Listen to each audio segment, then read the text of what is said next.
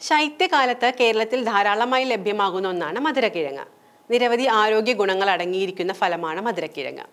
വൈറ്റമിനുകൾ, ധാതുക്കൾ, കാർബോഹൈഡ്രേറ്റുകൾ, നാരുകൾ, ആന്റി ഓക്സിഡന്റുകൾ എന്നിവയാൽ സമ്പുഷ്ടമാണ് മധുരക്കിഴങ്ങ്.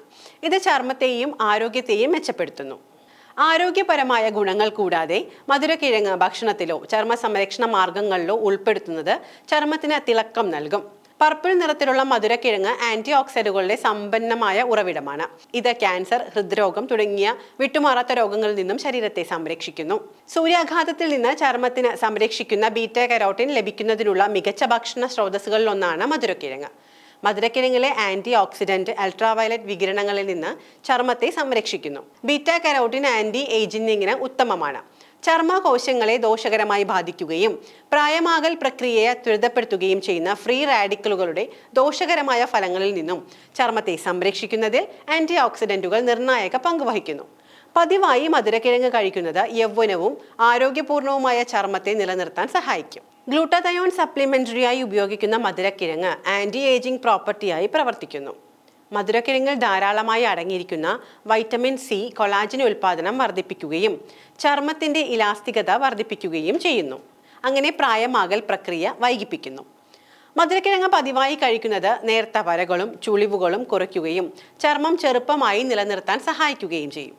പർപ്പിൾ നിറത്തിൽ കാണുന്ന മധുരക്കിഴങ്ങിൽ കാണപ്പെടുന്ന ഒരു കൂട്ടം ആന്റി ഓക്സിഡന്റുകൾ മൂത്രാശയം, വൻകുടൽ, ആമാശയം, സ്തനങ്ങൾ എന്നിവയുൾപ്പെടെയുള്ള ടെസ്റ്റ് ട്യൂബ് പഠനങ്ങളിൽ ചിലതരം ക്യാൻസർ കോശങ്ങളുടെ വളർച്ചയെ മന്ദഗതിയിലാക്കുന്നതായി കണ്ടെത്തിയിട്ടുണ്ട്. മധുരക്കിഴങ്ങിൽ കാണപ്പെടുന്ന പോഷകങ്ങൾ കുടലിന്റെ ആരോഗ്യം സംരക്ഷിക്കുന്നു. പ്രതിദിനം 20-33 ഗ്രാം നാരുകളാൽ സമ്പുഷ്ടമായ ഭക്ഷണക്രമം വൻകുടൽ ക്യാൻസറിനുള്ള സാധ്യതയും കുറയ്ക്കുന്നതായി പഠനങ്ങൾ പറയുന്നു.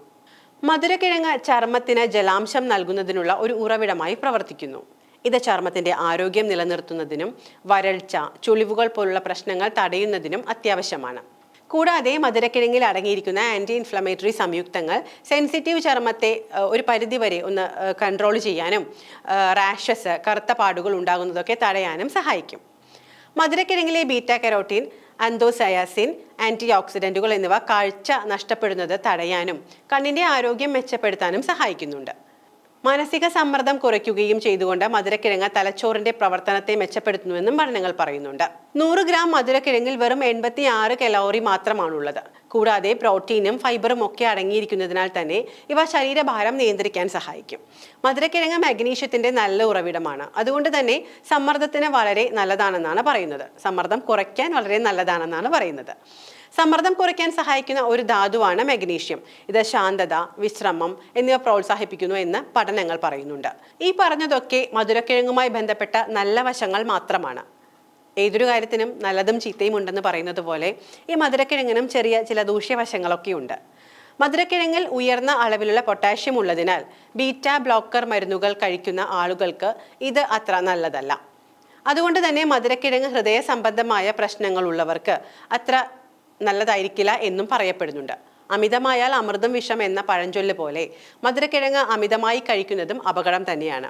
കാരണം മധുരക്കിഴങ്ങിൽ അടങ്ങിയിരിക്കുന്ന ഉയർന്ന ഓക്സലേറ്റ് വൃക്കകളിലും പിത്താശയത്തിലും കല്ലുകൾ ഉണ്ടാകാനുള്ള സാഹചര്യവും ഉണ്ടാക്കുന്നുണ്ട് എന്നും പറയപ്പെടുന്നുണ്ട്. ഓർക്കുക, ഇതെല്ലാം പൊതുവായ ആരോഗ്യ വിവരങ്ങൾ മാത്രമാണ്. ഏതെങ്കിലും തരത്തിലുള്ള ശാരീരിക ബുദ്ധിമുട്ടുകൾ അനുഭവിക്കുന്നവരാണ് നിങ്ങളെങ്കിൽ തീർച്ചയായും ഒരു ആരോഗ്യ വിദഗ്ധനെ കൺസൾട്ട് ചെയ്യേണ്ടതാണ്.